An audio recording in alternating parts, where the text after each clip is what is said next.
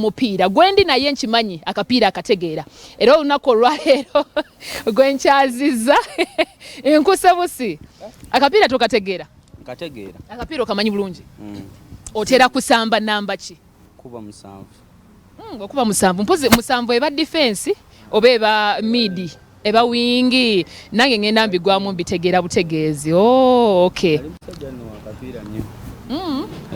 wasambiranga wa Nasamba omupiira ku ssomero omupiira gwampeererako gwakuweerera gutya kuba kati bw'okoonako ekyo omuntu yeetaaga okumanya gutya gwampeerera mu primary ne secondary gwampeererako nafunako basale yali ssomero ki specifically Dungu Hill Kawempe Royal College olubanga ki olwo lye bakuweereramu nga oli ku offer ya kapiira siddene kuba lwa nsonga sikyakiriiko nnyo ng'omuntu omutima gwange gulinawe gwali ewalala naye nga nakyo nsobola okukikola so nali saakigenda deep nnyo okyongeddeyo okutuusa kati oba wakivaako kuba lwaba ntera okulaba abayimbi abajogajogamu awo gweokyongeddeyo yes lwakuba maze akaseera kati omwaka nga mulamba kumpisizanya mupiira naye nzize nzanya omupiira ne kati nga ndi muyimbi ne kati sometimes obeera busy ozongere no shows biki so mpira ngukuba for leisure naye sifuna obudde butini obwa leisure tubeerawo ng'ebiseera ebisinga fe abakyala tetwagala kapiira ng'ogamba sibitegeera why do you think it would be important omukyala okubeera ng'ali comfortable n'omuntu azannya akapiira omuntu azannya akapiira first of all abeera fit so kitegeeza bw'oba ng'olina partner wo ng'azannya omupiira mu kubeera fit kitegeeza abeera healthy enough tagenda kulwala so I think that's an advantage eri omukyala ndowooza mubiwulidde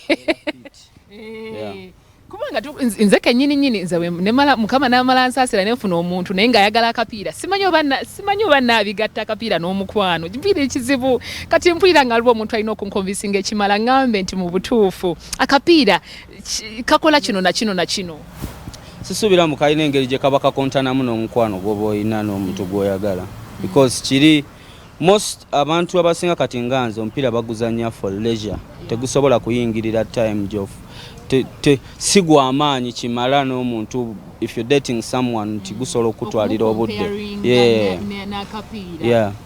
think what phrase nze bulungi waliwo omuntu gwe nasinkanako lumu njamu okubulira nga tetweko kamera nangamba nze nkubuulire ku kapiira omukyala mukyawa that's what he told me nenja mukubuulira sikikiririzaamu kale wano wenyini wetuli mulimu gwe maybe nga because waliwo abazanya omupiira professionally so nga aguwa obudde bungi nnyo kati nze kuyimba nsingira omukazi so nkuwa obudde n'omukazi asobola okomplaininga kati waliwo n'omuntu nga boola asobola okuba nga time yesinga yona agimala mu kapiira but omuntu nga it's not mbobamba omupiira aguzanya nti career ye tegustosa gukomparinga na love ba relationship bantu ze babeeramu yo abalaba kiri kitya BBS Telefine amanya n'eddoboozi Fik Fameica Fresh Boy King Kong era nga ndi musanyufu okubeera waneeno ne sister wange Diana koyongeddeko kakulu nnyo manyi abantu omugambo bagusala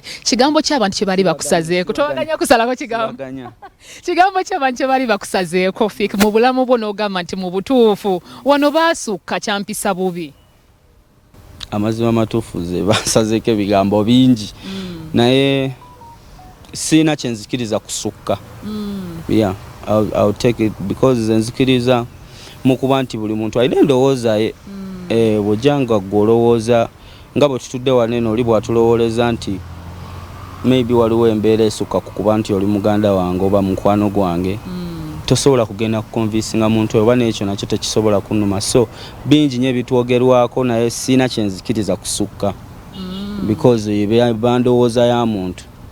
Is there something in particular kyogamba yes kale bayinza okuba boogedde bingi naye kino kale kyampisaamuko si bulungi?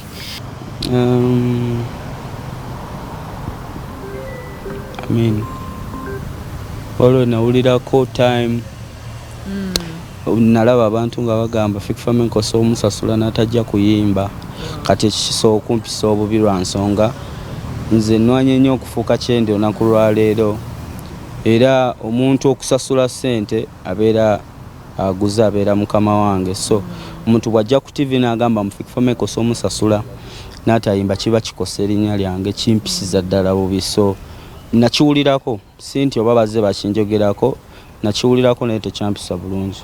Okay. Kale tukyali ne Fik walukaga mpozi muba mweddira ki?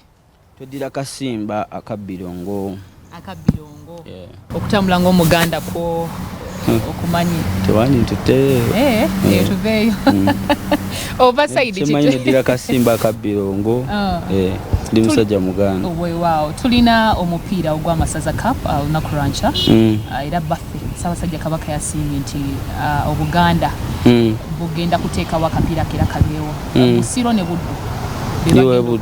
Oli wa Buddu? Ova Buddu? Katundu ki? Buddu kyemmanyi. Ky'omanyi? Oba just yagadde okuwagira mugagezi Buddu? Nedda mmanyi nti essaza Buddu. Ekitundu ky'otali sure about? Sinti oba ye wajjajja wange Buddu is nga bonogambe byabajjajja wabajjajja. Gye musibuka. I'm not from that side. So simanyi ensonga lwaki manyi nti ndi we Buddu naye simanyiyo ewaffe ate ndi side zeruweru. Yeah, that's where I come from. Gye manyi gye nva gye banzaala. Nkyali ne Fik era ogenda kukkiriza nsooke nkange mu katonyo we nti nkoleko nsimbi ate bwe mba nkomyewo yapostinga omukyala ku lunaku lwa Valentines twagala okwebuuza nti ddala yali mukyala baali batambula mu butambuzi nakyaliwe nga bw'anatambulamuko nange mukwano gwe byali bitya ebyolunaku olwo ate n'ebirala ebinaaba bisuseewo kankomyewo tobaako.